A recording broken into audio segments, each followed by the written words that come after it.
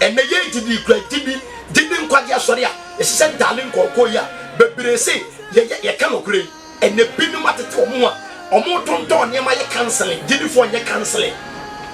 The part of me can't pray. When him didn't be what take Robin, man tell people so he didn't or what did it for John, why you canceling ton good ton so, ton abeleton near me a part of what? Did this song you are the buyer and one ton? And open me say, and you put up back. It's a Christianity no, say you put me a casa. Christian cancer for the Bible so me and Kramer Omuntimimpo. Omuntimimpo. And the neck, a soft being Quanquabi, as so me a soft for prophet. Come up to school 3 months. No, I said, go to what time? No, what baby. Yes, you both TV so for. Woman in a hot. So for one, which were pretty dark or tomato paint or tongue or just a Uber you can now over can quite yes. I bet Funku one wall. Nifia pay you what you want to do. Many about through that day. Then some fitting a sending them through. What you go, Uncle Penku Babois? Why are bossing Uncle Penku Babois? Papa, Unu Piao, where two women cannot correct. Brent away away. Unu you, Babadamo. That's one son. Yet don't pass out of you are. Become a bed. Say, I'm a body. 1 Kings 14. 1 Kings 14. The part of me say, there was some name near my toe. 1 Kings 14. Papa, you find Jorobia Moyo here. Nane Baba Yale. No catcher here say, Uncle D for be a fan. I hear. 1 Kings 41. I say, a billion Jorobia back up the Yare. Yorobiam catcher here say, sorry, such a home. Now, who is that? Yorobiam, you know, Cosiro, Nashe, a home would do for I hear. Ono na catcher me say bedi o man so no odi for ne se wo hena na wonkom di ohene bedi hene papa di bedi hene no ana ne bayare na o say o catcher ne yes on satale no nko odi for the fact I hear wo siro the same di for no prophesy say o se no nkom so bedi hene a di for bebre sem kom emem o kan obi an take record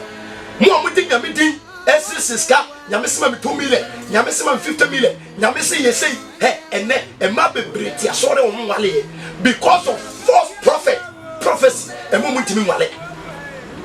obi din fo bi akata ne sane maami e be fo didi o mane bi ni bra ja rof no na ma no maami sika ne suru nyame ne bone na me pa to be fo no se ukokura owu akra ne kuro mo kwa woda abia be fo be hu no hwe se nyame ya mo mpan a the same for no telescope bi what the America New Jersey grow betimi de hu but Bible say e wrade abofo ona wo so no saban den esia ha na usuro no usuro ene bebre sura sofo enye wo se po sofo sofo bi o Zimbabwe or ba de den to mess so no tietia so eh na Kristo mpo anopa me say mo ni na ho mo ama sofo ni madi fo tonton ne ma me bi what you say enye bebreka eni babu eya agen nyansa papa second 1 Kings 14 no 3 verse number 3 osina fapa no du DJ Prince wate akono ana ohene ne kache ne ire say fapa no du tetere ewo kuruwa ma kura wonsam na kɔ ne nkyɛn ono no bɛka wo de ɛyɛ abofra yi ti wonsa wo kɔ difu a wo na ade bibi kɔ yo no na agye wo bibi nenso na die Edifu no bebre nyomo yete kumasia na edifu bi besase ton koko o ba bi esesa nu e be kakra dia me se omo ba jonso amani pa no anopa bi ni aba se wa fo ni anto wura ne so na nyame ya nyonkofo na omo wura na wakeka no wa wura obi ku na odi akire mo obodi fo mu shamoto ma mu ton kombriti mbrati amuti bia ba wensa sabro bia sore kwa sore African we abuko dendende patenra memere na wote bia ba opon ko chansa bra Yesu ba o na Kristo nyama yi woni ba bia be wuada oni pa wo eya hintase se na woni ba ho so papa wo ja sore bia ba an se adwumanti ho kwa sore se adwumanti ho kwa sore papa wo be wu ja adwuma ho mo bia be ye ndi ma me ne koye no odi pa no koma odifo te me pa to say o kosofu bi ho na bia wo problem was oh wouldn't be but me the way kakere koma nyame ni paso betimi dey nyame tuma the munya sofo the charge I mean come in or he be 1 Kings 22 1 Kings 20 be a New Testament 1 Kings 22 me say me bre ntimi kan nyina timi yi 1 Kings 22 ahemfo me anu bi kokko na ekonomo kono munim so ko be dim kunima na nkubuo 1 Kings 22 verse 5 the from him back the from back Jeho yentin komo bi e koso 1 Kings 22 5 na Jehoshaphat ka kire Israel hene say bisa urade asamwe oso nkobusa onkobom paye say okonomo kono be dim kunima na bebre e wade a wonu o na di for krate sem so hwe a so fu bi agi obi be ma obe wan ama no sore ba obi so agi be ma bi e di ama ono odi twotwomtwo enum so wo sikanti and obi di ka ye lanse se ye kwa asore a onkom hyenko Ghana de aduru no dem so di da so say ye wono kware asempakafo ye wono kware asofo ho na aya na amode mu ni so ntomu ntimi bie anopa me say nyamsom ne ene maton and then sorry go affairs ni nim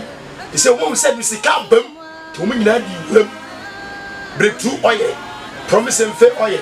back to sender soap we ba to ni no wo e ya asra anoma gi to bi bie funu nsuo ema ensabuo pa no ma ka bom oh ni pa mu agin mu na ho se nyame ensi dan na oyire ntimi nsi dan se nyame anwe kro na we pa to oyire ntimi nwe Psalm 127 verse 1 David says urade ansi dan na omomo ye ho adwuma ye kwa se urade anwe kro na awemfo siri pe kwa fu de to nyame so ye adwuma den di nokore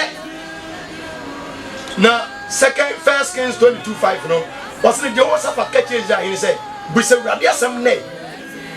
ana Israel he bobo adifo na no be ye mberem ahanan o ka kire mo say me kwadira uramoda kokon na me nkwa na binyan obusa adifo makoma ko 400 the adifo we ase ko ubedin kunim adifo makoma ko obi ya say na the adifo teti bremo adifo makoma ko 400 enu ko na bisa dan kire na oyine bisa omno bi nyina so ko obedin kunim e pa to adifo makoma fe Mikaya first Kings 22:40 o say na Mikaya de se urade ti ase de urade beka na beka na adifo ahemfo bebre dibone amampa yifo dibone asofo ne ntimi nka odifo ne ka ba ko pani ka tense ko bedim koguo ebre nto de kan 1 Kings 22 the whole chapter ni na wie ampa onne na ma ye kekere de ne to fiase okene ko ye kuku no anopa me say ye consult edifo ye ko nyame nipa ho e ko kan yasam kire ho no ma bompa ye tu yemfo di nyame yasam kire na ye nko enkoto niema ye nko ntu sika nsa ne ho difo e kan pray bi o make obi aka na wora ho se sika wo tua atini nsi aga bompa ye gini nyame agini fo ni to oba ade so na oye de kwafo odwene mo brofo ni ehiafo oba ade no ba jo na ene kesa ehiafo bebrewu odoni pani anopa ye boni nti Isaiah 59 verse 1 nyame na so nye duru senti ase said the nipa bompa ye kekamo tiamo Isaiah 59 ase mo po asofo amoye sa mo po nyame asunsi na nsa nyetia de mo boni muyo na nipa nsa kubone so abrante no ba yenem wonhwe no okompaabo de obo asori konka wo twempena eda won kano kule wo djuma opti magazine ai bo to 2 city what otim the tomba 50 cities bone amene wo man no efiri panyini kosi mo fra so anopa mi se nyamsom ne nyema ton na memra odifo bi wateni ba bi na ohini bi di asembeda no 1 Kings 2 Kings 5 verse 4 2 Kings 5 na krobi e fe na Syria omuso ya panyini fe ni name o jade kwatayade na omu be konfa Israel di Israel fon kura no ba kote name na fie somo na yire na dakuna ababo du musa name na yale kwata no kache ne ma me se papa yi me master senko o Israel ko difu bi won ko san yade dada de kromo hene atwa letter so de ko Israel hene 2 Kings 5 me bere nti me pa to me sha say verse number 4 wasi na okoko ka kire ni wura say sene na abawo ye ofri Israel asase so ne kan Syria hene ka kire se kona bra ma twere wo Israel hene ngoma na osimu koe osina wusi makwa fa dwetɛ kɛse du ne sika nwetɛ bena empemsa ne ntade nsa kyerɛ wo dukura kyesa okɔ mfa nkɔma de odifo na Israel here etini fie ne yɛde leta bere nse yɛde name basa yɛde no na me nyankopɔn no masaya be yɛn na asɛm ko di odifo anu okoma fa Elisha anim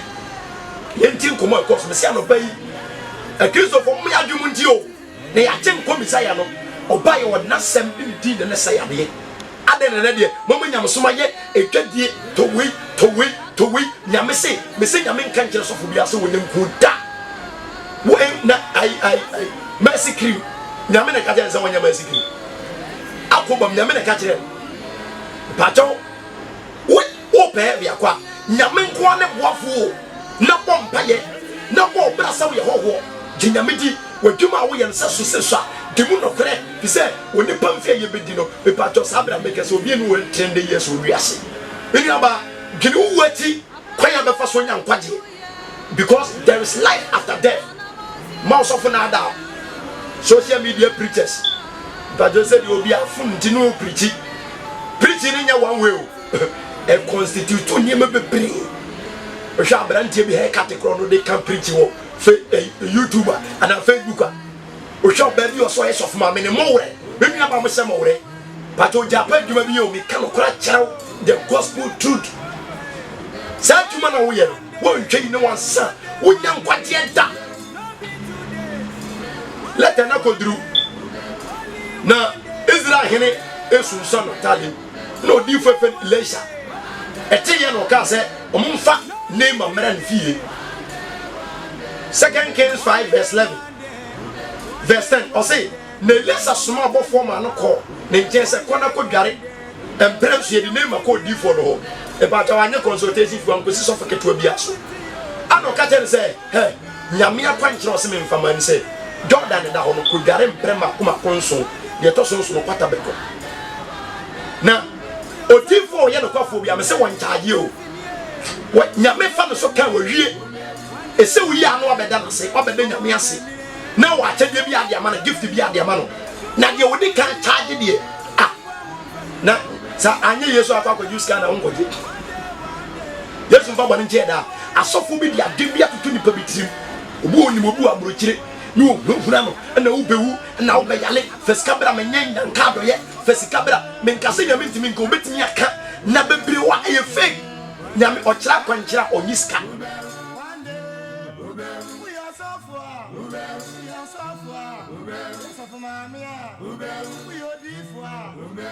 we